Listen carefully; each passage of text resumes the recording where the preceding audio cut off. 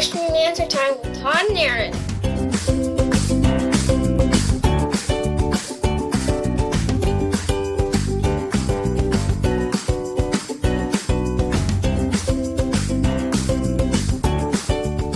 It's time for Q&A with TNA.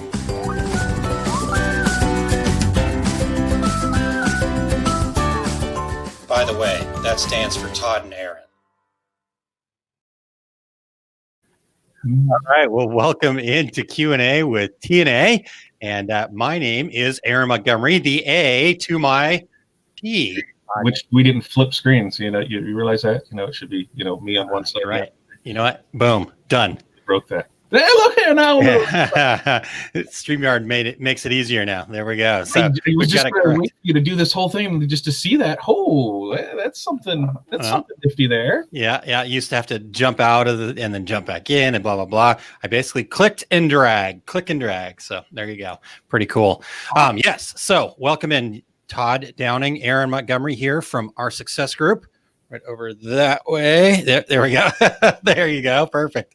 It's been such a long time since we did it. I watched our intro there, and I was like, oh yeah, I remember that. That was fun. Oh, we had us doing that, and then we were trying to like do high fives, and oh man, good times. And then the OSG challenge. When you tried to kill me. Yeah. Yep. I thought about bringing it back. So. Nope. Nope. I mean, for you, moral support. I will give you moral support. I appreciate that. But as far as me doing that, no, man. All right. I'm not gonna try to kill you again. I'm fat dad for a reason, I love it. All right. Well, guys. So this is a Q&A here to have a lot of fun, obviously, and answer some questions. And we've got some good questions, so we appreciate people jumping in there. Let's hit a couple of comments here real quick, Todd. Perfect timing, Missy says. Just finished installing and testing the new print head for the DTG printer. Very interesting. Tell us more, Missy. What? How and why? Is that something that is just average maintenance, once a year, twice a year, once every couple of years, or did you strike something? And I know some head strikes have happened over my time, and had to replace stuff. So DTGs, that's a new thing to me on how often something that like me do that. Yeah. One of the reasons that I ended up with the F2100 was because I didn't want to ever have to replace a print head myself. So the Epson, at least the first year, the print head's warranted, and I can extend that warranty, and they actually send somebody out to take care of that. So now, does that warranty start the day you buy it or the day that it shows up? Well. And we're talking about the sublimation printer or the no that was a big part of the fight at the end. I'm like, I need it in writing that the warranty starts today, not 6 months ago when I bought this. However long it was. All right, let's see here. Renee, hello, thanks for joining us. And Mildred checking in, thank you for being here. And Julia, good to see you, long time no see. And Tina, I'm so happy to have lunch with you guys. Excellent. What's for lunch, Tina? Okay, if it's 5 o'clock somewhere being here, where is late lunch? If she's on the West Coast, that would be what, 3 o'clock, 2 o'clock? 3 o'clock. That's 3 o'clock. 3 o'clock. That's when you're supposed to eat the nuts, because you need that power boost because you're going into shutdown mode. At least according to the commercials I've seen. Yeah. So late lunch from Tina. I actually just had a little leftover stew, my pre-dinner snack here, because I'm supposed to go home and make barbecue chicken after this. So I had a Euro packet that I made, and the pita was not good. So I've just taken meat and dipped it into the tzatziki sauce. Tzatziki sauce wasn't that great either, so just kind of rolled up the meat and ate that. And ready for lunch or dinner. All right. Tina says late lunch as always. So Tina's getting a late lunch. Hello, Betty. Thanks for being here. And Pilar, howdy. Good to see you. And very good, Betty. I like it. But Terry says, hi, guys. 6 here on the East Coast. But this was what I was giggling at. Well, she's eating with 2 nuts. Yeah, hi. Correct, though. Very correct. You are right. You are correct. All right, Todd. Well, we got some questions. Let's get through them, because we're going to be, this time it'll only be 2 weeks distance, not the month and a half that it was this time. Right. Yeah. It's been a while. So we'll do Q&A again on the 21st of October. Yes. For those keeping score at home. But let's start with the first question here. And this question actually came through back in August, I guess. Yeah, right. We didn't get it. This one came in late before the last Q&A, and we didn't get to it. So we're patiently waiting. Okay. We all have blanks that we purchased at some point with ideas of how to use them. How would you go about clearing out old blanks, still recoup the costs, and move on? Question mark. And then example: 10 waffle towels, 30 can koozies, 10 chapstick holders, 6 pairs of socks. Complete randomness. All right. So for me, those are things that I'm going to use for giveaways. I'm going to try and bundle them together. I know we all get hit up for those donation boxes, or donation baskets, things to give away at raffles and the Christmas bazaars and things like that are coming up. I would that's where I usually use a lot of my stuff that I'm not that I know I probably don't need to have sitting around. It just put that stuff out there. Giveaways are the best way to do it because, hey, if you're not going to sell it, you don't want it sitting there. You don't want to throw it away. You can also try and, sell it. But here's the thing is when you're only dealing with low numbers, like 10, less than 2 dozen, nobody really wants to buy it because then they're stuck trying to figure out where to get more from. So on things like that, yeah, I just go ahead and make up samples. The other thing too is, man, they make great gifts to people. You can always make gifts for family and friends because yeah, I know. I told my wife that if we buy a single gift for anybody this year, I'm going to be very upset. Outside of our kids to get them toys, but all the adults get something that's either DTG printed or sublimated this year. So yeah, I think all of ours are. I think Corey's got it figured out. She's doing tumblers for everybody. So there you go. And we usually do fun stuff. Like I did the 1 year for it was Mother's Day. I don't know if we were. I don't think we were together at that time. Who's pre us at pre TNA? Yeah, pre TNA. So it's prepubescent TNA.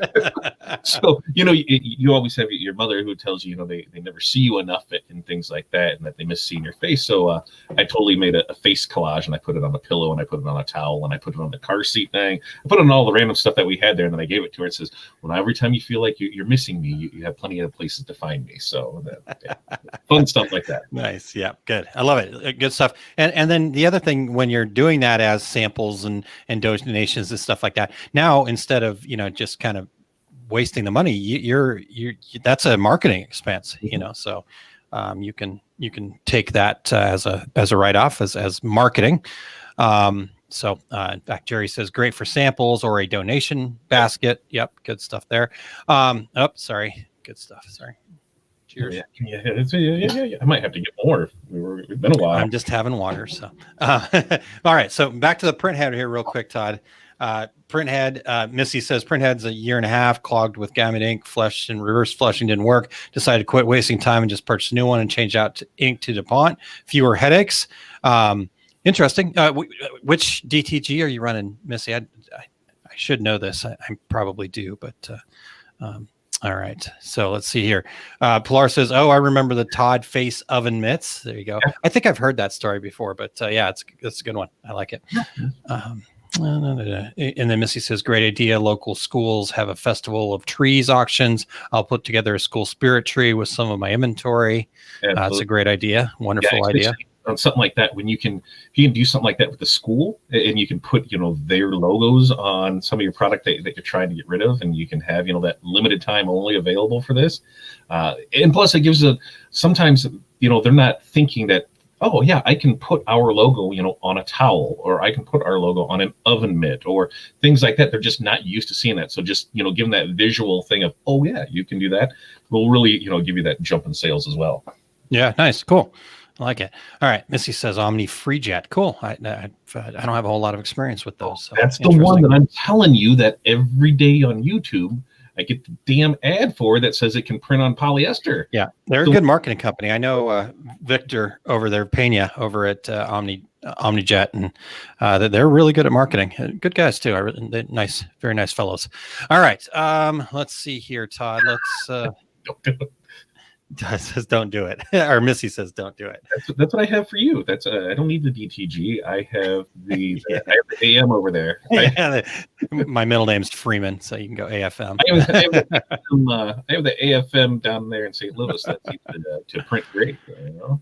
Yep. All right, let's get to the next question. Right. And this one. Did you have anything? Did you put anything out on that? Or did I say? No, I agreed with you. I said, okay. Yep. I didn't have anything new to add. I thought that was a good idea.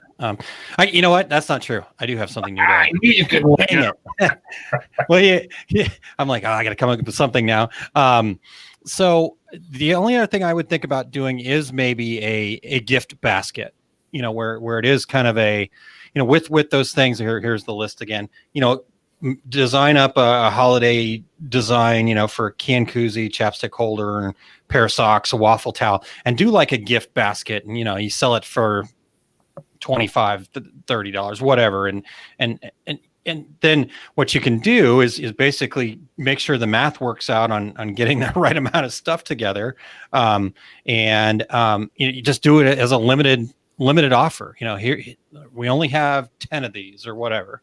And then you can sell some of that random inventory out that way. That's an idea that just popped into my head. So, well, and to piggyback off your gift basket idea, when you create one of those, just go ahead and give one away for free. And say they just need to enter in their email address, so that way you can start building your mailing list on it as well. So that's a great idea to do it too. Yep, it's a great idea. Excellent. All right, Scoob checking in. Hello, and Missy says, baby shower basket, bridal shower basket. Yeah. Excellent ideas. Yep. Good. Wonderful. We're crowdsourcing some ideas here, Todd. This is wonderful. All right. What we're all about. Yep, indeed. All right. Let's get back. Okay. We're going to change gears here pretty dramatically. So, okay. What's your best excuse for getting out of a traffic speeding ticket? Just don't do it. Don't speed. Don't speed. I mean, I haven't had. Oh, I'm not even going to say, because I'll probably would end up with something tomorrow. But it's been. I was going to say, don't jinx yourself there, man. It's been many months. I think you pay attention to your surroundings. Drive, defensively, not offensively, and. I don't know, man. I don't have any good excuses. I was always the one that I just shut up and didn't say anything, and I gave them what was required. And when they asked me questions, I didn't answer. And I said, my lawyer told me not to answer these questions without him present. And that kind of ends the conversation, because anything you say can and will be used against you in a court of law. So when you tell them where you're going and what you're doing, guess what? They can use that for you. When they ask you how much you've had to drink and you tell them, 3, guess what? You admitted to drinking. So the best thing to do is say nothing. Give them what they request for. And then just, you want to fight in court, go for it. When you get to court, if it was a speeding ticket, ask for the calibration of the radar gun. Most times they're going to throw it out because they don't want to have to deal with that over a ticket that way. If you get an insurance ticket, you just get the insurance beforehand. They'll go ahead and throw that out by the time you get to court too. Those are kind of the easy ones. When it comes to like a DUI, from what I've heard, do not blow, because just take the hit there, because you'll get it that way. And then the more questions you answer, the more trouble you're putting yourself into. So remain silent. That is your right. Remain silent. All right. Say that. I got to write all this down here. No, I'm just kidding. Terry said you said we could ask any question. Absolutely, that was the whole point. Any question? That's a great answer, Todd. I was trying to come up with a good excuse, but like you said, I'm in the same boat with you. I haven't. It's been since I was in my teens that I've had any run-ins with my good friends at the police station. So as will I. Yeah. Anyway, by the time I hit my 20s, I was like, okay, we're done. Let's keep that clean nose. Yeah, exactly. All right, Todd, this is your chance here. Facebook user says good ideas. Here's a good idea. Facebook user, F you. Facebook user, I don't know who you are. Please don't. All right, explain that first. Explain yourself, Todd. Since we use StreamYard to stream here so you can see it, you need to allow them permission for you to be able to comment and see your comment. Otherwise, you just come up as Facebook user or as FU. So if you head to the link down here below, StreamYard.com/Facebook, give them permission, then we can see who you are. Otherwise, hey, FU, that's all we see. All right. So Missy says, "I speed, and someday I will get caught, and I'll just own it." Sounds like Todd and I should race.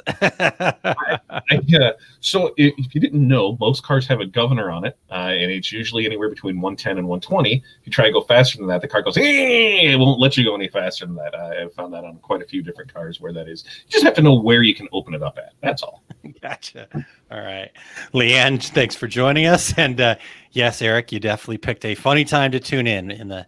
But as we said, we're answering any and all questions that come through. In fact, let's put that up here real quick in case anybody has any other questions they want to toss in there. oursuccessgroup.com/QA is where you go to add questions to the list. I think we've got enough questions for today, but for next time, so just keep those questions coming. Again, any and all, just like Terry said, we're happy to answer whatever we can. So, whether it's fun and just entertaining, and I just learned a whole bunch of stuff from Todd, so that was good. Jerry says, applying transfers on 100 shirts for a restaurant right now, and I will add this logo to an extra apron, towel, koozie, and whatever else I find. I did some hats last time for them, and now they order hats from me. That's a great idea. If you that random extra stuff, when you're doing a big job, like you said, put the logo, whatever, that print on there, and give it to them. And if you're giving it, here's another quick tip on that. You have to kind of differentiate between what it is that you're giving to them. If you're going to give them these things as a marketing piece and you just want them to know about it, then you can put your logo on there somewhere. But if you're giving them this and you're telling them that this is a gift, do not put your logo, your own personal logo, on there. All right. Don't people go, well, that's not really a gift. That's your trinket now. So if you're giving them to them as like, hey, here's a gift. Now, again, if it's like, I just want to show you what I can do and hopefully you can use this, then maybe you can put your logo on that somewhere conspicuously. But anyhow, just wanted to make that distinction. So, well, and something else to on the back of that is when you are going to give them these gifts or these samples, make sure it's something that you like printing. Don't give them just something that you can't get back in stock, because what if they love this and now you can't find it anymore? Or two, what if it's a pain in the rear to do? Then you're just creating more work for yourself. So when we give stuff, koozies are a no-brainer because they're easy to do. But some of that other stuff, I'm not giving that out because I don't want them to know I can do it. Here's my ideas, and here's what I'm going to give you. I want you to succeed with the things that I can succeed at. So keep that clear. Nice. Okay. All right. Missy says she's got a 70 Camaro, Todd. So I had a 77 T-tops. With an 8-track player that I blew up on the interstate. I was maybe going a little too fast, but it was good times. Yep. All right. This is a quick question that we're going to answer here. Fernand says, when subbing coffee mugs, do you put anything between the transfer and the silicone wrap? Also skinny cups with the plastic wraps. What are your layers? So yes, you always want to put a blowout sheet behind your transfer. And here's why.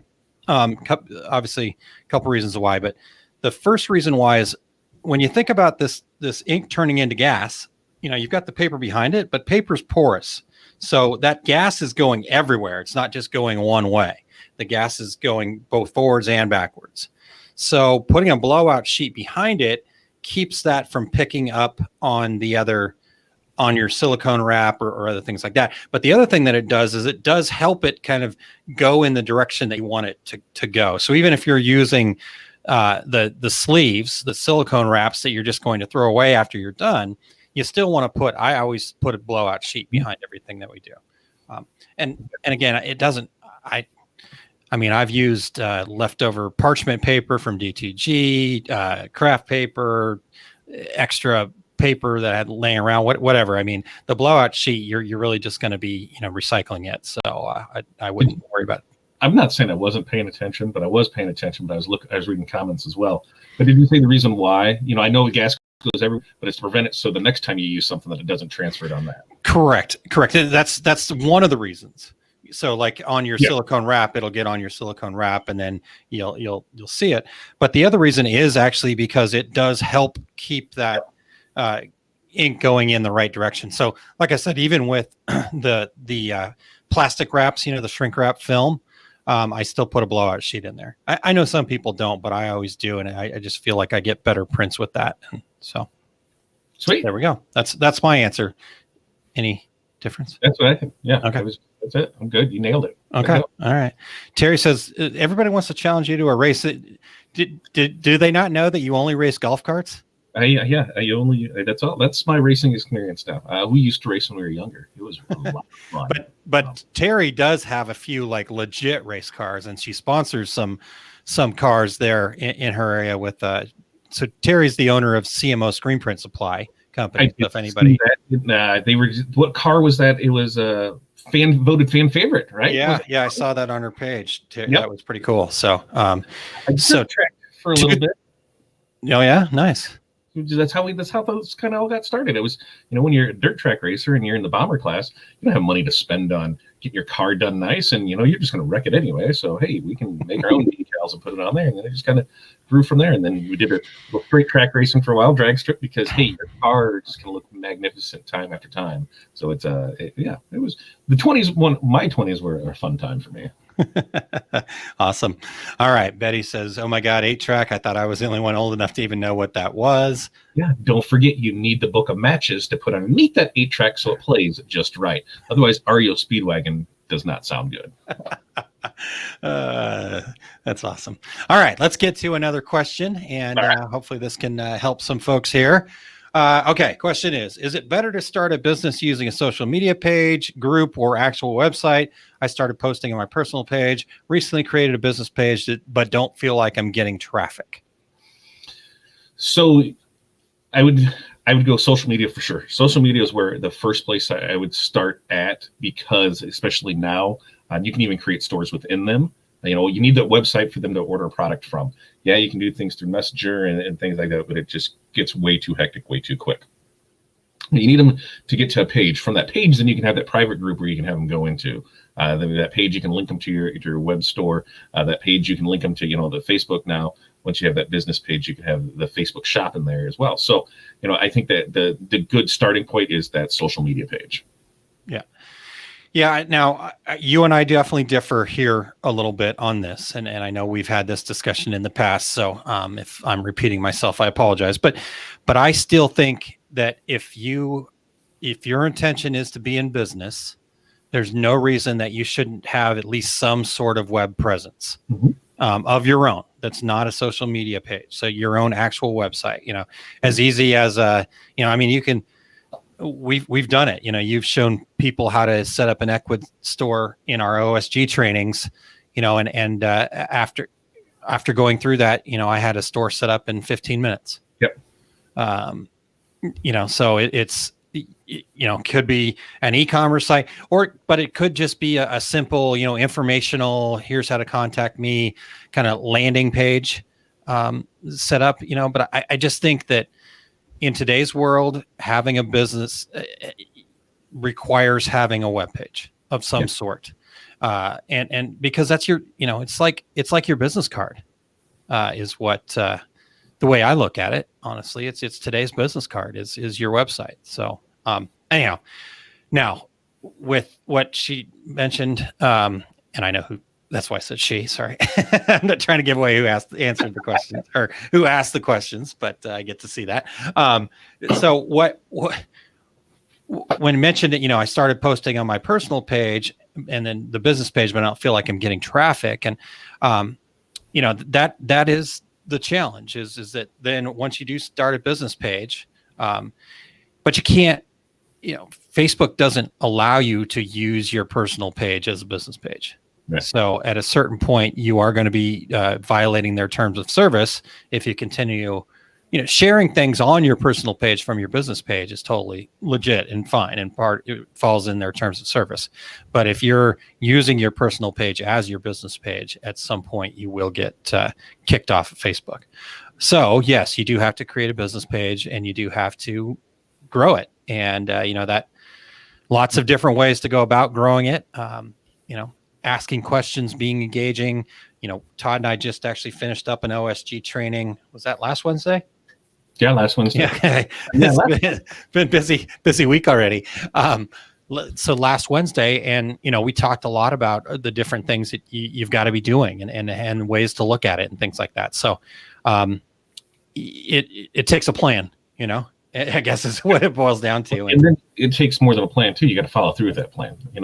Here's the thing: there's so many different things that are out there, on ways to do it, and what works for one person may not work for another.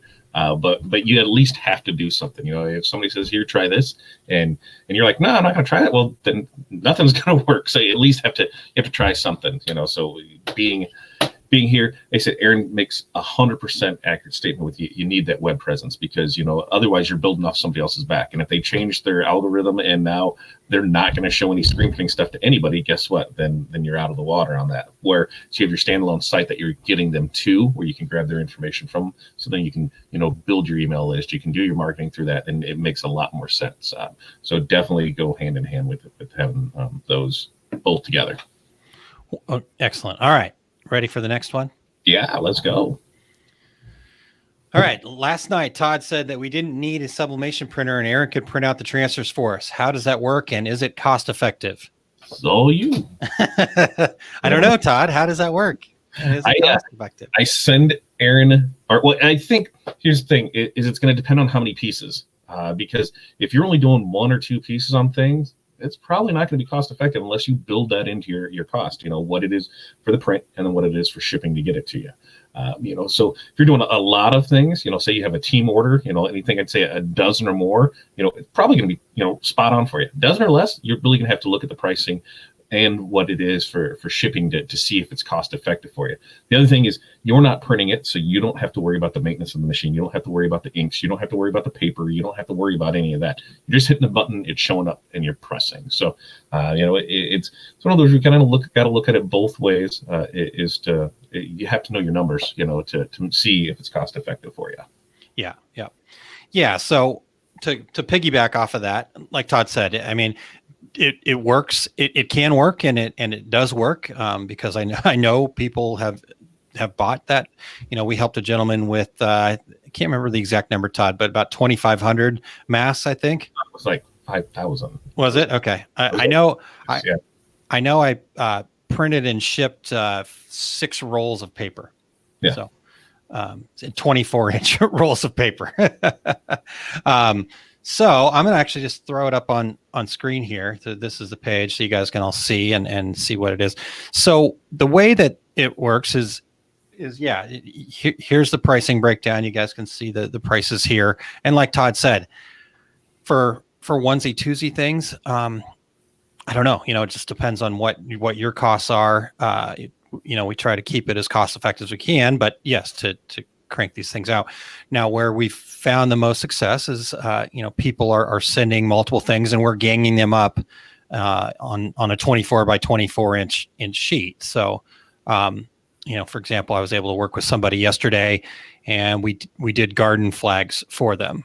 And it was, so it basically ended up being 2 garden flags per sheet. So it breaks down to about $3 per flag. And when, we did enough and stuff like that. So, like Todd said, I think that the real key is, what is it that you're needing? How can we gang those things up? Can we get multiple on a sheet? Things like that. Garden flags are definitely going to be, to me, would be the toughest, but, ganging up a bunch of masks, for example, not too big of a challenge. And the nice part is I do have a software that will do ganging. So you don't need to worry about trying to make a 24 by 24 sheet. Just reach out to us and send us the files and we'll tell you how much it is. Basically, the size that it would take up, it automatically gangs that stuff for you. Print wise, 24 inches wide. Like I said, as long as need be, have printed rolls and rolls for people. And then the other things that Todd mentioned, I think are important to note is that, if you're just looking at it as a, here's how much my ink costs me kind of thing, and you're kind of going straight up. I don't think that's going to look all that attractive. But when you start looking at the other things that are involved, if your printer goes down, this is a perfect opportunity to just, get get some help. If you've got a big job that you don't want to run on your 8.5 by 14 printer, things like that. So really the reason that we started offering these services was just where we could help and where we could help people become successful. But at the same time, I'm not going to be upset if you go, yeah, this doesn't work for me. I might go, oh, well, you should always buy from me. No, if it works for you, great. If it doesn't, then I totally get it. So that, I don't know. I hate doing stuff like this actually, Todd, because I feel very don't offer the service. This is actually what I've said for forever. You're a crappy salesman. I know. I am a horrible salesman, and I always will be. But I will help you with solutions. I'll tell you the exact truth all the time. I'll tell you when it doesn't work. I'll tell you when I'm not the right guy. All that kind of fun stuff. So sometimes it just doesn't make sense. Now a way that I think of it is if you have a way to utilize this service is you have maybe a bunch of onesie twosies type things. It would be super simple for you to place an order like once a week of all your stuff. Here's this. Now it's all getting together. I only got one shipping charge on it. It's as many as there, and then just do it there. It's almost how we do shirts. We only order on Thursdays and Mondays. It's like whatever comes in between that time, it either becomes a Thursday order or a Monday order. And then that way, you're not getting hit with all these shipping charges and these extra fees for having this one or two things. Set your time out. So, if it's 7 to 10 days, hey, send it all. You can probably work something with Aaron where, hey, I'm going to send this stuff to you. And then we're all going to, this is the standing order. This is what we're going to do. It's one of those is never hurts to ask. What's the worst you can say is no. It's not going to work, but you don't know unless you ask. But I think setting something up like that. So if you're somebody who wants to get into sublimation and you just don't want to have that, order up some samples, try it out, see how you like it, see what you can sell. Find something you're good at with mugs, and then just kill it on it and go that way with it. And then you sell enough of them, you can buy your own stuff. Exactly. Yeah. No, I mean that I love that you say that, Todd, because honestly, that is my goal. The reason that we put these sublimation transfers out there like that is I want you to use me until you can buy your own piece of equipment.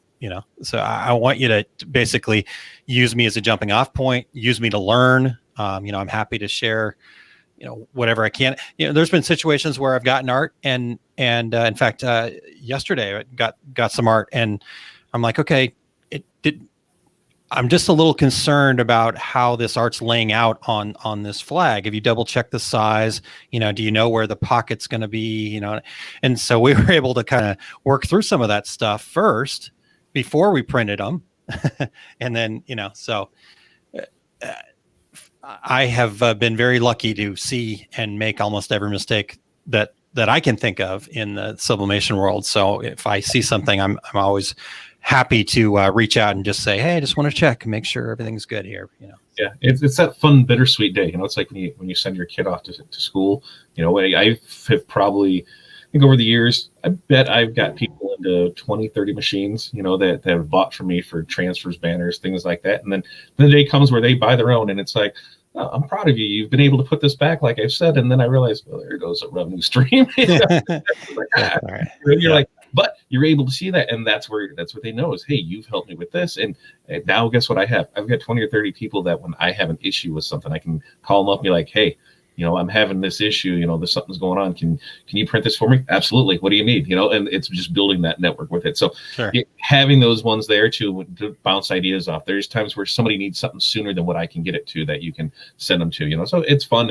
And I love it because it's like sending them off where you're like, a part of you is sad because you're losing them as a customer because now you're more of, on that same level where, hey, you're not going to do that anymore, but they still are going to be there, as a companion to everything that you went through. They're going to start going through it, and you're like, oh yeah, it's fun to see. It's definitely a good part of it.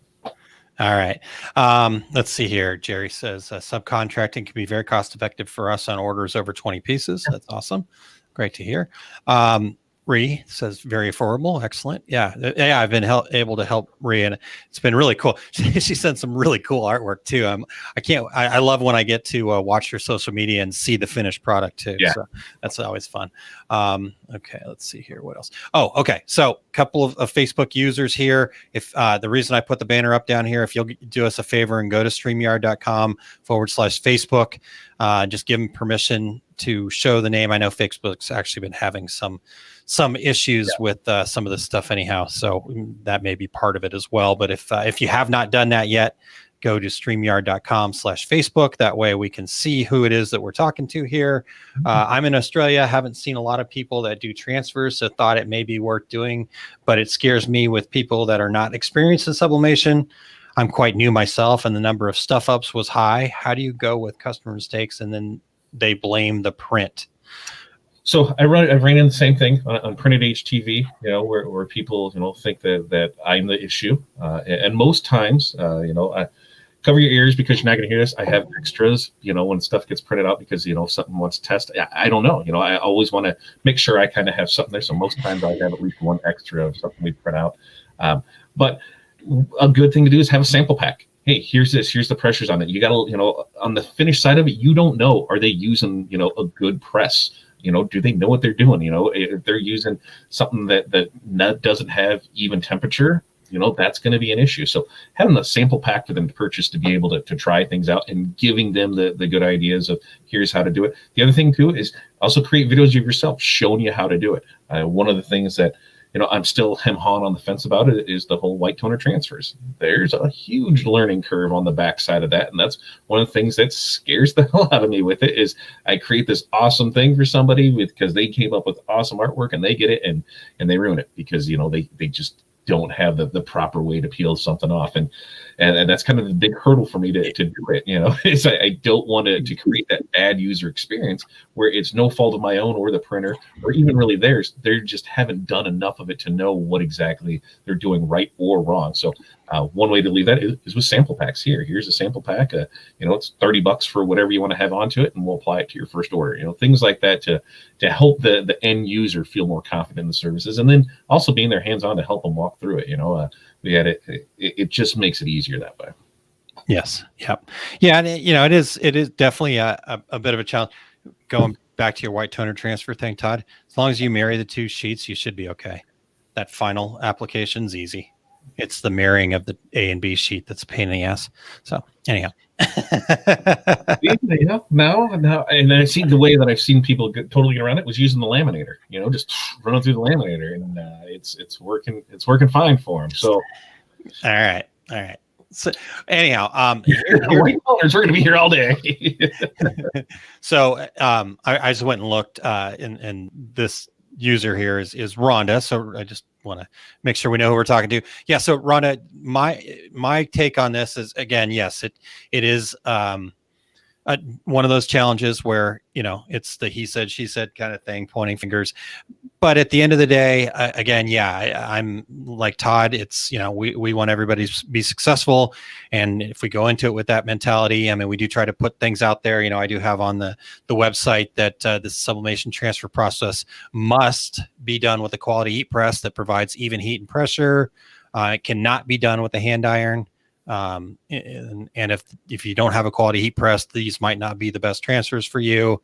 I mentioned the fact that sometimes people don't quite understand that if you don't have a white surface, that the color of your surface is going to be a bit of a challenge. It is going to change the colors, and that sublimation is for polyester only. So again, trying to be as upfront, give them as much information, share as much information as you can.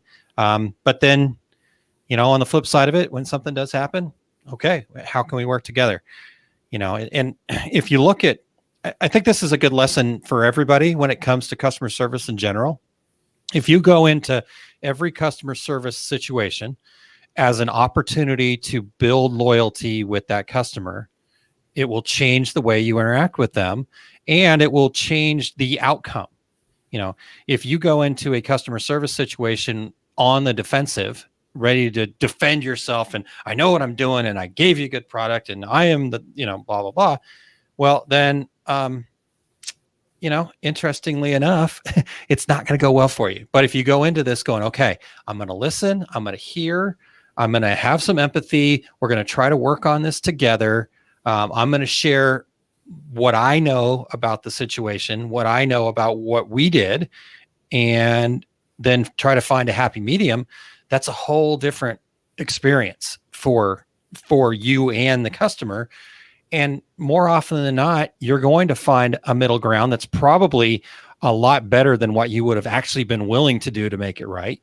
And once you find that middle ground, now you're the hero and you've got a customer for life. So, yeah. Or they buy their own stuff. That's how it usually works. One of the things too on the sublimation side is if you're going to transfers, is most people are buying transfers. You know, some of them, I can't say most, but some of them are new to it. Just make sure that they know that, you know, cotton and that not on darks. You know, I think that's a big thing that I've seen where people are like, hey, why isn't this working on this blue shirt?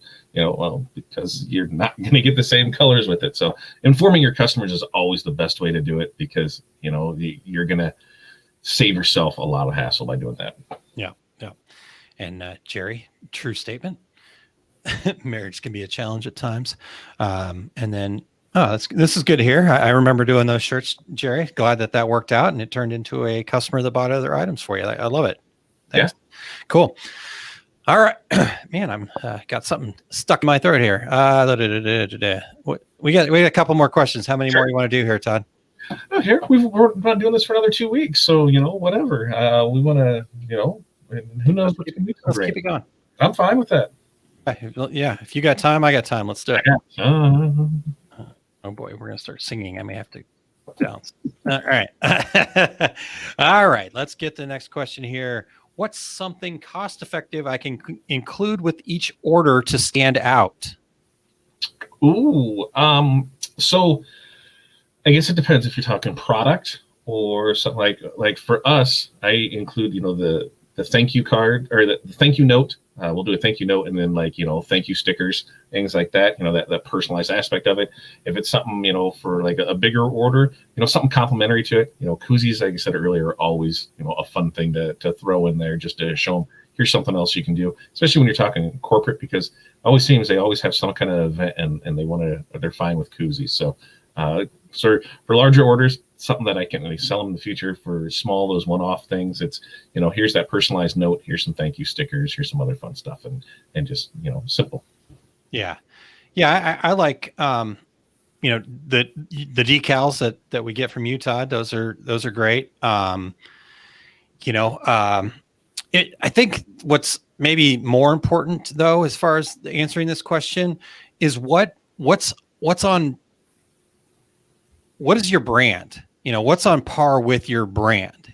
You know, so, and I know that sounds like, you know, I'm just sidestepping the question, but, you know, what is it that your company's all about?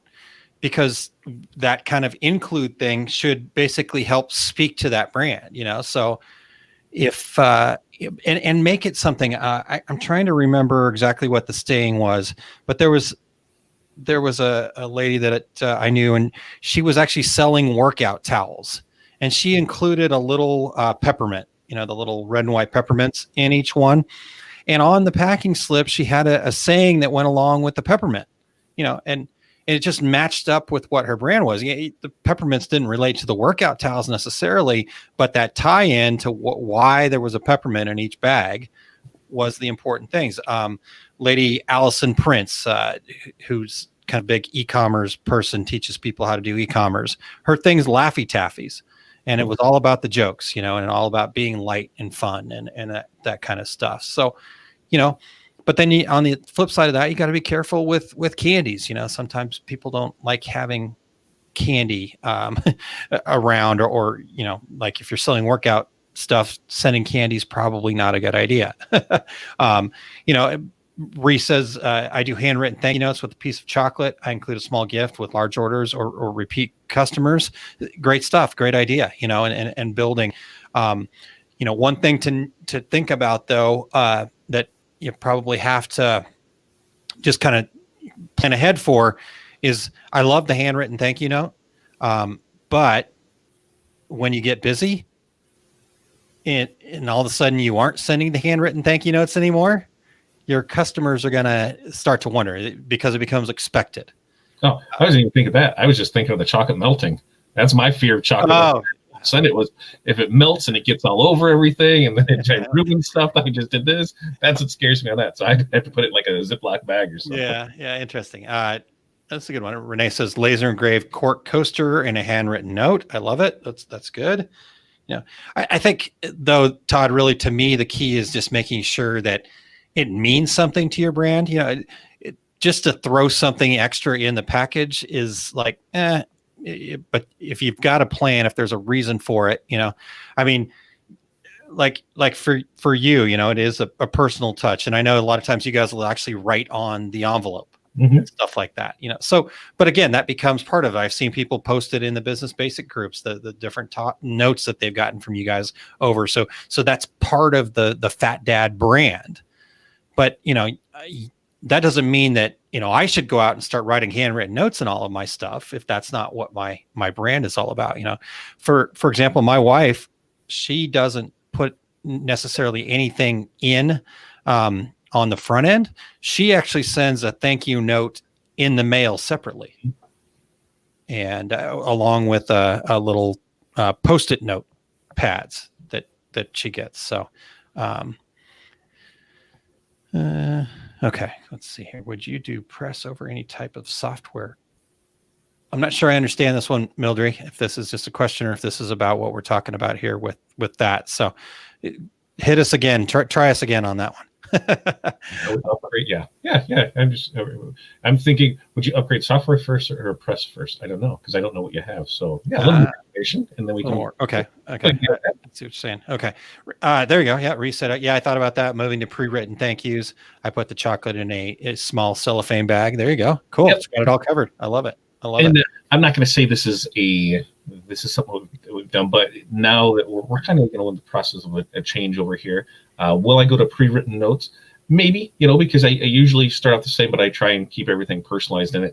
I figure if I'm going to have it in the thing, a lot of times I'm looking at it where if they're going to take the 5 minutes to order from me, I can, take 5 minutes to write them a note too. And you just have to account for that, and part of your time. How long does it take you to do that?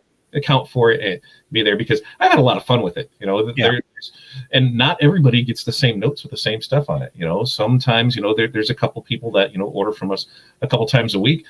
There's, as far as the things that I say, that there's only so many times you can say the same stuff. So you start, getting to know them more one-on-one. You've talked about how they had an issue with a press or something falling. So maybe I draw a little picture of them at a press, or maybe I have some other kind of fun joke or something else to go along with it, something to lighten the mood, or, if I know they've had a bad week with stuff, and talk about it, just some other things in there. So it's been fun to see some of the stuff, and some of the other stuff I hope never makes it out to other real people, because they'll be like, what the hell was he thinking? Well, it's because we've created this, this fun, this fun, over the past couple of years, and it's been a great thing to do. So I'll continue to do it. And I love when I get stuff back. It was like, you must have shipped out a lot of orders today. I'm like, oh, why did I forget something? They're like, no, I couldn't read your note this time. All right, well, yeah, whatever. Yeah. But I mean, I still think that I loved about you telling this story, though, is that's part of your brand. Part of the brand is that you do get to know the people, and you're working with them on a wholesale level, and that kind of stuff. So that makes it unique to you. That doesn't mean that everybody should go out and start putting handwritten notes in their packages. If you're just doing e-commerce and somebody's ordering that you have no clue who they are, maybe a little thank you is great, but a handwritten note, I don't think that's going to go a long way, because they don't know you to begin with. There's no relationship there. Now giving them something that may brighten their day, then okay, see all that. But yeah, I think it does. Here's my last bit on this then, Todd, because this is one of my favorite topics, actually. And of course, I'm just going to blank on it right now. There's a book, and it's by Jay Baer. There's a bunch of them in libraries. Oh, shoot. Now, yeah, why did it just completely left my train of thought? But I have this cool page over at our success group, and I will put it in here. And if you scroll down a little ways, we will find the book in the suggested reading list. Where the heck is it? It is Talk Triggers. Good grief. Why was that so hard to come up with? Talk Triggers. it's the complete guide to creating customer word of mouth, and that's exactly why you put stuff in the package, is to create word of mouth and create loyal customers and create word of mouth. So Talk Triggers is an excellent book and talks all about, having it be on brand, having it be about you. They use the Cheesecake Factory menu a whole bunch as a reference point, because if you look in the restaurant industry, the Cheesecake Factory does way less advertising than any other restaurant chains out there. And they've used that whole book that they have as their menu as their talk trigger, what get people to talk about them. So Terry says, do not include dad jokes. Oh, well, just for that, yes, I have, because what's fun is on those envelopes, you pull that tab and open it up. So there's nothing better than writing a good dad joke here. When they open it up, there's the punchline. It's some fun stuff that we've done once in a while. So yeah. Indeed. Renee says, I've had reviews that comment on how nice it is to have a handwritten note. I'll always include one. I do keep all my notes from Todd and Corey. Yeah, see? And I love that's the ownership there, and again, that just goes to kind of give us the physical of what Renee is as a brand, what her company is as a brand, and what's important to her. So obviously it's important to her because she's keeping all the notes from you guys, and that's perfect. That's what you need to do, is find out what's important to you and then share that with your customers. So one of our friends, Kelly there, Crystal Ninja, if you ever ordered from her, when you get your stuff all nice and neat and it's wrapped up there, lately there's been Ninja confetti in it. We've kind of had a running joke with her where this confetti ends up. I actually found it on my grill one time. It must have got stuck to the bottom of a plate and it ended up there. But it's like, where's it going to end up next? But it's something that's fun to get there. So that's definitely her brand. So every time we see that, we think her, and it brings back those happy, fun memories. So definitely knowing your brand and knowing how to do it. Maybe I need to figure out Fat Dad glitter heads. Speaking of confetti. Remember that confetti cannon I set off a long time ago? Yeah. When I was turning on the light earlier, there's a piece of confetti still. I'm still finding it everywhere. So nice. It's been months, and I'm still finding confetti from the confetti cannon. So, all right. Let's do another question, Todd. What do you say? Absolutely. All right. Let me get it in there. Else got any comments? Thank you guys for joining us here this afternoon, and we're having some fun and hopefully answering some questions here. All right, Todd, here we go. Yep. Finally got it in there. Sorry, I should have been. Oh, come on. Well, I want to save. Well, I got to hit the right button. Okay. Here it is, Todd. Newbie here. Will you be doing the program again live that helps with pricing and overhead? Oh, and that's why, because I kept putting it in there. I'll edit that while you answer that. Okay. Newbie here. Will you be doing the program again live that helps with pricing and overhead? Yes. That would be our first series of 5 keys. The kind of thing that started us all off on. And we'll be starting that back up in second week of January? Is that what we... Yeah, I can't remember the exact date off the top of my head. I can look that up while we're talking here. But yes, so we will. So our success group, we started with this 5 keys program called the 5 keys to launching or growing your business. And within that 5 keys program, we start off with determining your overhead. We talked about pricing. We talked about workflow and organization. We talked about customer follow-up and kind of after the sale, and then kind of a general marketing overview. And those were the 5 keys to growing or launching your business. And from there, that grew into, we also have 2 other 5 keys series that we'll do every year. And yeah, so as Todd has mentioned before, the reason why we love those is that, again, we do feel like those are foundational pieces to having a successful business. Within that, things change, things get updated. So, and we need to review those things. So even if we were to, go through the exact same information again, it would be valuable, but we're going to update it, improve it, grow it, and give more tools. Each time we're growing it and getting better. So, Todd, what else are we doing with the 5 keys? making it spooktacular, or I guess it's Halloween, so I felt like saying, no, my thing with it is, you can join our OSG membership at any time and go back and watch those videos, and I feel you're going to get great information from them, but not the same as with live, because yes, when you're in the program, you can email us and you can get there, but being able to interact with the other people there, see the other questions that are being asked, and that's what we're going to go do, is we're going to go back through it and look and see, okay, here's questions that were asked in it. Now let's answer those questions in the presentation. So that way, hopefully we generate new questions, because that way it's constantly evolving, constantly getting better.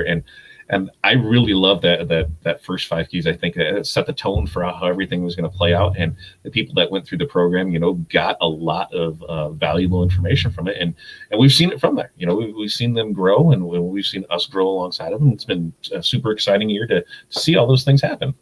Yeah, it's it was really cool. And like I said, that's how we just kind of kick things off. And we had, and then we kind of said, okay, cool. So this is working, and our success group kind of grew from there. So it's the foundation, it's the core of what we do at our success group is giving people those things. So the other 5 keys, the second one is the business planning part of it. We go through 5 very foundational pieces of having a quality business plan, and then we just wrapped up. What was the one we just wrapped up, Todd? That was your 12-week roadmap to the holiday season. So it was pretty much all marketing.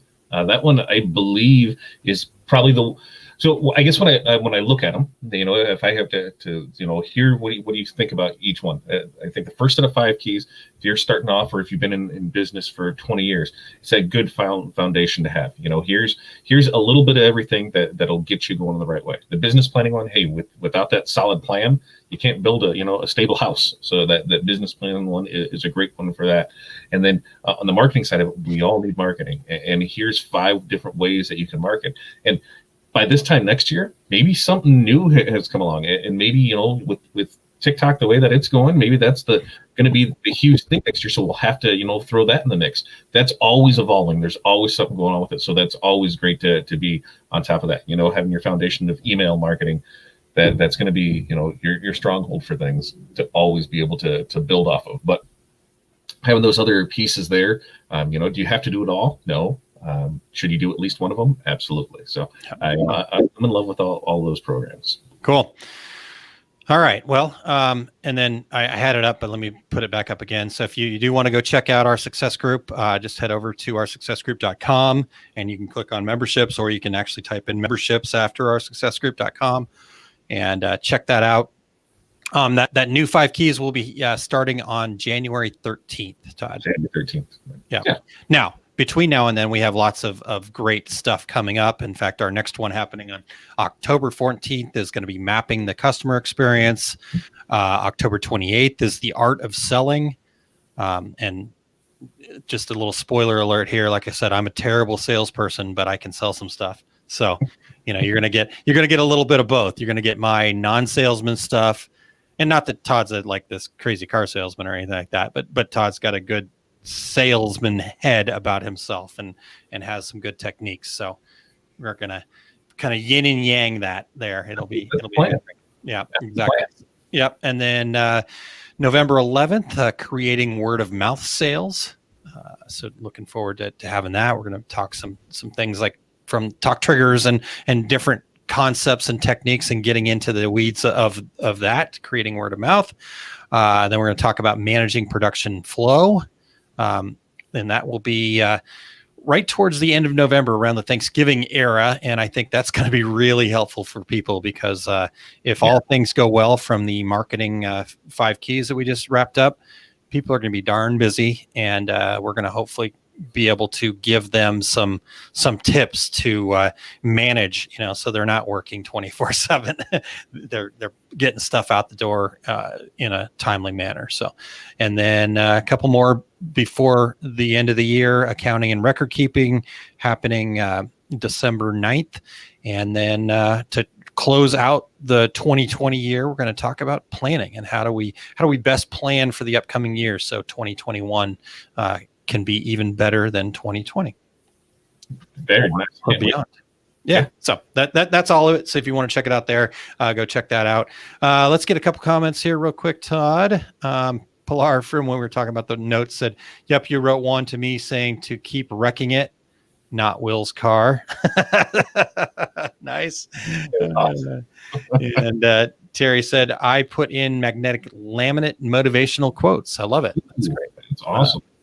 And Jerry was talking about the training. Says, "I'm trying to watch the trainings that I missed before I joined. I watched the MailChimp video today." Excellent. Hopefully that was useful. Jim, how to best get a hold of you these days? Jim, there's lots of different ways to get a hold of me. Yeah, all my emails are still the same emails, probably the best and easiest. But yeah, whatever's easiest for you, just reach out. See if I've got the email one that I can put up here real quick. Where the heck? Oh, there it is. Yeah. So Jim, that's our email for our success group, success@oursuccessgroup.com. So certainly, again, whatever's easiest for you, hit me up on Messenger, et cetera, et cetera.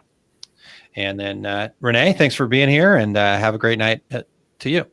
All right, Todd, it's been an hour. You want to go one more, or should we call it? We can go one more. Okay. All right, let's do this one. Okay. And then we'll save one for 2 weeks from now. Perfect. And there'll be much more, because you guys are going to go to oursuccessgroup.com/QA and fill in some more between now and what is that? The 21st? Is that what I said? 21st of October, I think. 7 + 14 = 21. Yes. 21. October 21st. Look at that. We can do math too. All right, Todd, another one. Apparently you were saying things that people were hearing last night. So it says, "I heard Todd talk about the Success Tracker program last night and said there was two different prices, $25 and $1. How do I know which one is which?" Well, they're one and the same. They're one program. If you are an existing OSG member, your Success Tracker is included in your membership, but we just can't give it away for free. It had to, because it was right. Aaron will explain the technical. Yeah. So you got to pay a buck for it. So for all the members that we have in there that haven't signed up, I don't know why, because it's only $1. You probably dropped that today because you're all billionaires and there and you don't think about it. But for those that have won through it, it's been a great program. For those not in it, this Success Tracker program, that's the cost of $25. So if you're not an OSG member, it's $25. If you are a OSG member, it's $1. Yep, exactly. Yeah, and like Todd said, we couple reasons. Obviously, for the members, we wanted them to be able to get it and be part of that, and goal setting is a big part of how we get people to be successful. But because of the software, yeah, we couldn't run it through the same system without charging something, and minimum was $1. So, but the other side of it, it makes you have to do it. You can't. Yeah. It's not just something that you're like, whatever. No, we want you to participate. We want you to do it. We want you to follow what we lay out for you and on how to achieve those goals. And we've been really excited about it. And in fact, we've had folks, Tina Means, her goal was to reach $1 amount before the end of this year as kind of her midway, her milestone, and then to reach another goal in 6 months from there. And before this month, I think it was in middle of September, maybe early September, she'd already reached the goal that she wanted to reach by the end of the year. And to be honest with you, at the rate she's going and all the wonderful work that she's doing, I would not be surprised if she actually reaches her June 2021 goal by the end of the year. But again, she came back and she said, "You know what?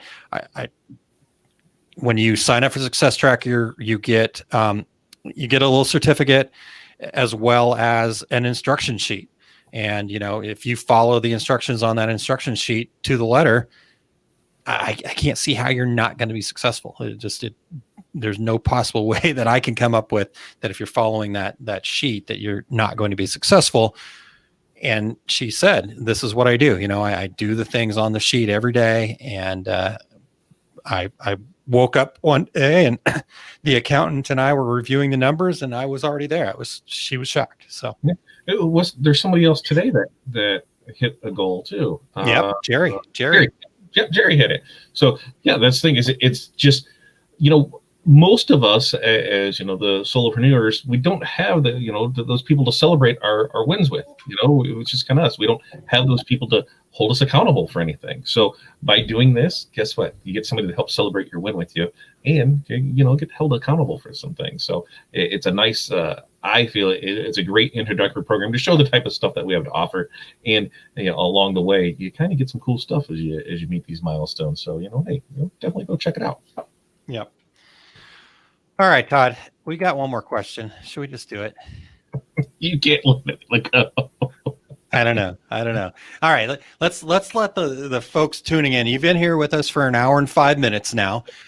We've still got at least 24, 25 of you, I think, based on the number I'm seeing here. So do you want us to answer one more question, or should we save it for 2 weeks from now? And what other stuff do you guys have before we close up here? Mildred's still in here. I'd like to know more about what her question is. Yes, definitely. So that one, so I can put that one in for next couple days, or she can pop it into the Q&A there. So oursuccessgroup.com/Q&A. All right, I'm gonna put it on the banner. Oh, Martha says, do it. Okay, Missy says, do it. Martha says, let's do it. All right. See, I knew I'd talk you into this time with some help from my friends. All right. Oh, wait. Oh, Jerry says go for it. All right. We're going for it, Todd. You okay. Ready? Is it going to be good? Yeah, I think so. Oh. I see tons of places selling masks now. How do I know when I'm ordering is going to be good quality? You don't. I mean, realistically, the only way to know is to have it and to see what it feels, because there's two other options. Is blindly you're going in this, which I did that a ton in the beginning because they just weren't available. So when I found some available, I ordered them in, and when I get 100 masks and it's 100 different masks, it's like, well, we're not ordering from there again. But a lot of it is ask who you're getting from. Ask if other people have ordered them from there. The masks that we get from Aaron, love them. Haven't had any issues with them. They press great. Customers, love them, head over heels with them. Done it, really well with them. So, finding somebody that you can trust to buy from is probably the number one. Because if there are any issues or anything that you have, any questions, they're more than willing to help you with them. And then ask other people. That's what we have the group for. Is to ask, hey, has anybody ordered this from this? What do they think of it? How is it? And it doesn't just have to be masks. That goes across the board when people are looking for, to try new things. But, I seem to think that we probably have, some of the best masks that are available out there. So I'm going to totally say, order your masks from Aaron and just be happy with them. So. Just to answer that by just go to montco.biz and you'll be just fine. No. Yeah. So I agree with what you're saying there, Todd. And this is a challenge because I've seen that too. And I've seen in other groups and other places. And I just feel terrible for people where, I think I remember actually in the Business Basics group, somebody saying that, they got some masks and they were the wrong one. And now they can't get a hold of them, but they had ordered from them before. And unfortunately, when something happens like masks, I'll be right there with you. I had no intention of getting into the distribution game, but when enough of the folks that we get to work with through our success group said they needed help finding them, and I knew I had connections to finding them, it just made sense. Will I do this forever? No, when we don't need them anymore, it's not. But I think it's right. Todd's right. Is that you do have to find somebody that you can trust, find somebody that you can connect with. I mean, what does their webpage look like? Are they responsive beforehand? For me, I'm an email guy, so you're not going to call me. And if that doesn't work for you, then that's okay.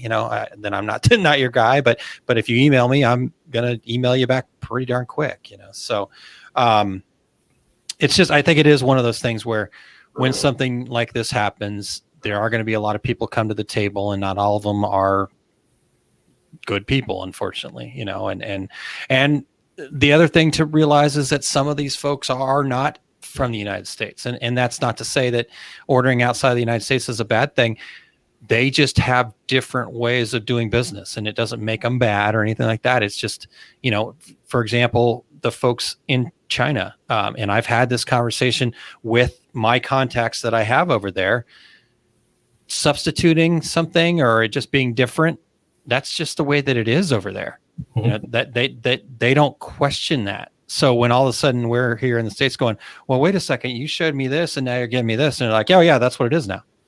And then the next time, oh yeah, that's what it is now. And they don't, it's just not the way their culture works. And I've had a lot of challenges with that over the years. In fact, that's why I'm only buying from the people that I buy from, because I've worked through those challenges with them and said, this is not acceptable. I can't do this, so if you're going to change them on me, I got to know. And, for the most part, in fact, when we got this first round in, I'm like, the first set was, one of them was a little bit different. It still worked and worked out okay. But, I contacted her and she's like, oh, will you please accept them this one time? I'm so sorry. So anyhow. And that's the other thing too, is, when some of these people that are here in the States buying them from overseas, sometimes, it's just hung up in customs.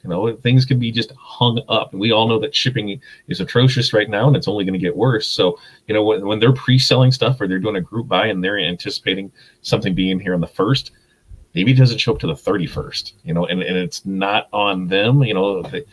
It's tough. That game is a tough game to play when you're putting all your eggs in the shipping. So that could be as well. And some people just aren't equipped for it. They thought, hey, doing a couple hundred of them are fine, and now there's 10,000 masks that they need to order, and they're stuck on stuff, and now people are wanting money back, and their line of communication, they just don't know what to do. So if you are one of those people out there, just reach out to them and let them know what's going on.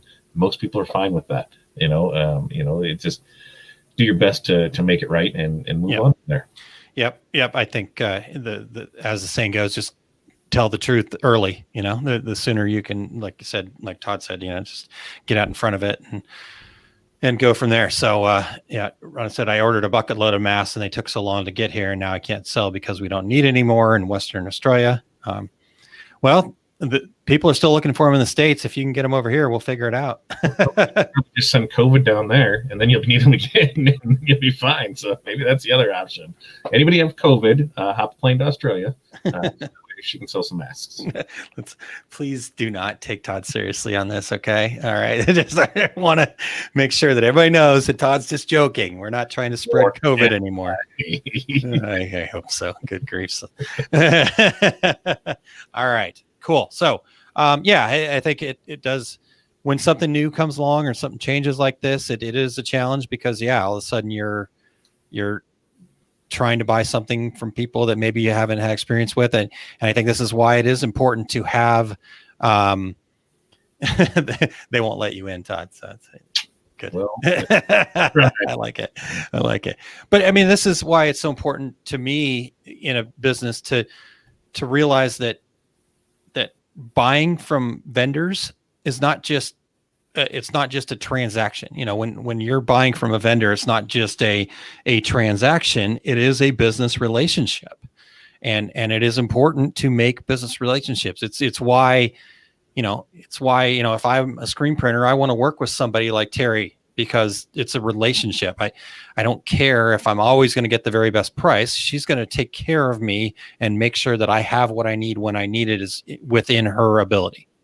That kind of thing. So all of a sudden, if you're buying masks from somebody that shows up that says that's been on Facebook for 4 days, and all of a sudden they're saying they've got they heard the keyword was RTS, and so they're just posting that everywhere that they can find, and you go ahead and wire them money. If you can't pay by credit card, please don't do that. If you have to wire somebody money or something like that, please get a business credit card. And if you're making purchases like that seem a little off, at least use a credit card, because then at least you have some recourse. Anyhow, I'll get way up on a soapbox right now. I get it. You'll go off on an errand.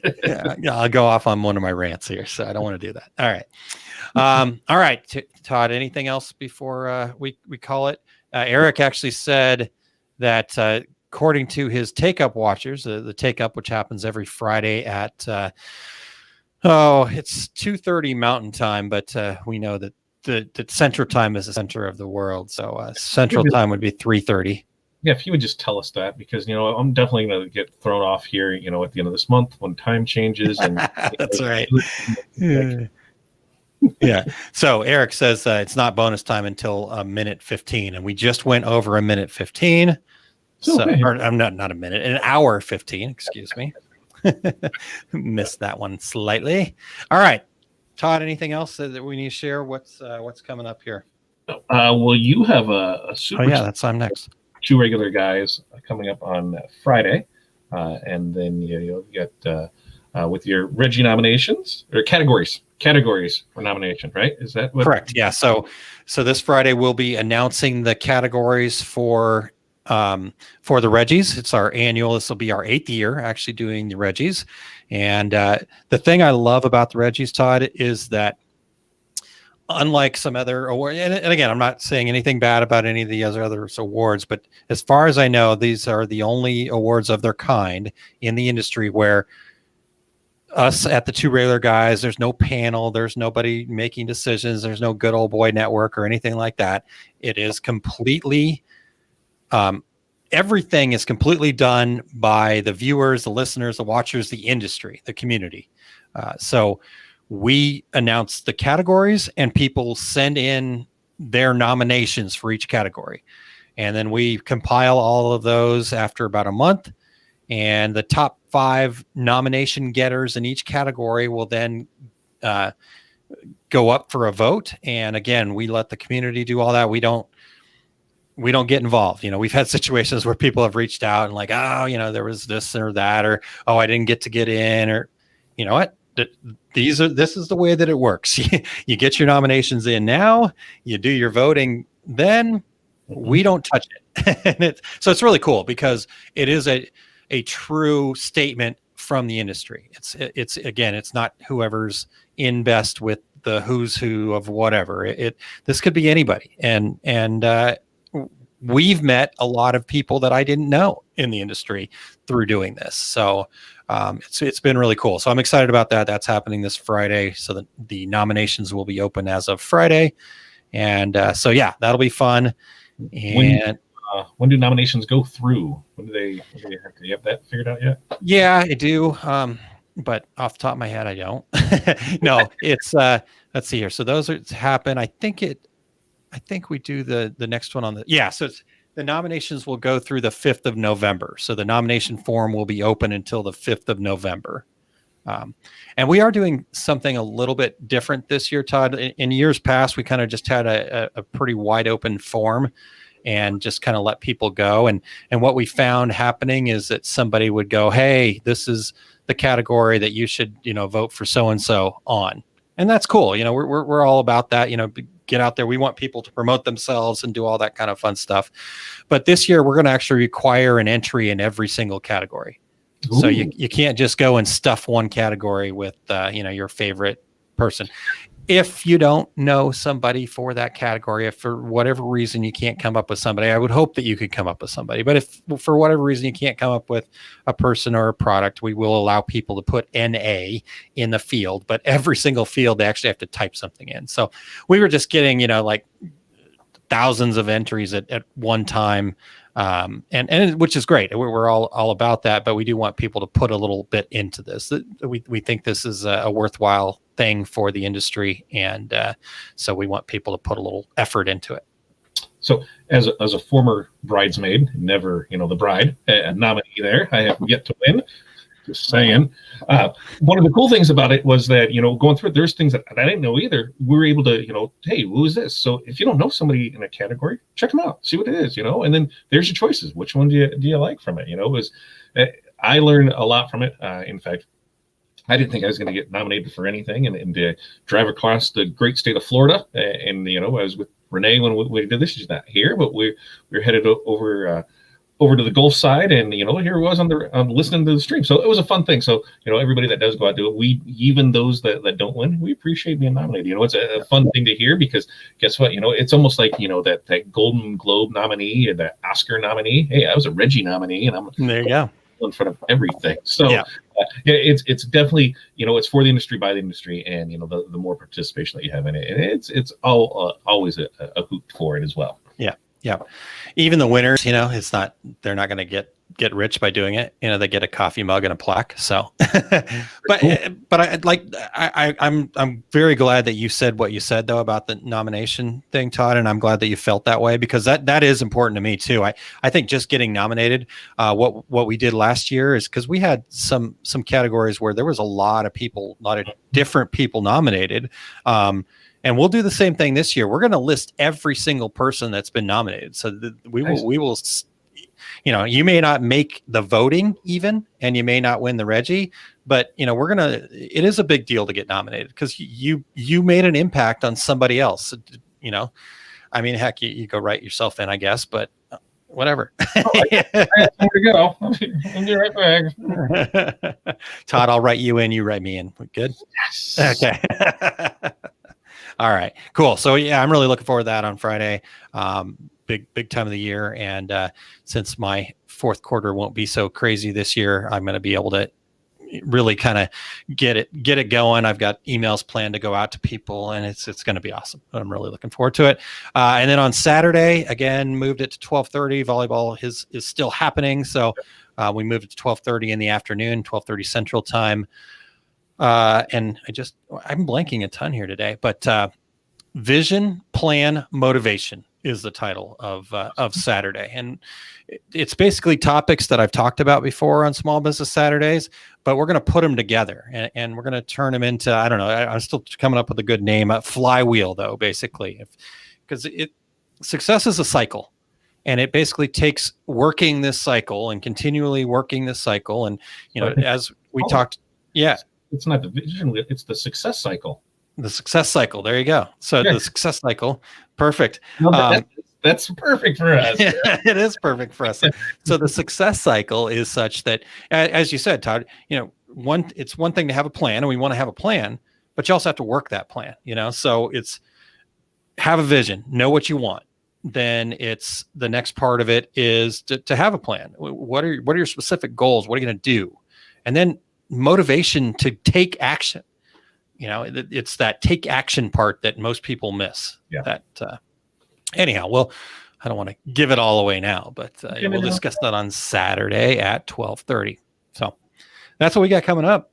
Yeah, Tuesday, Todd. Sure yet. We're waiting to see, but we'll probably reach in the bag of tricks and see what I have in back that we're gonna maybe do some more sublimation stuff. Actually, I think we're gonna do spangles because we had some requests for some Christmas stuff. So I think we're gonna do some of those. I'm just trying to decide what designs, and we'll probably do a little fun giveaway of some samples for it. So I think that I'm gonna put that down here. Spangles Tuesday with Todd. Done. Spangles. There we go. Tuesday with Todd, 5 p.m. Central Time. So tune in for that.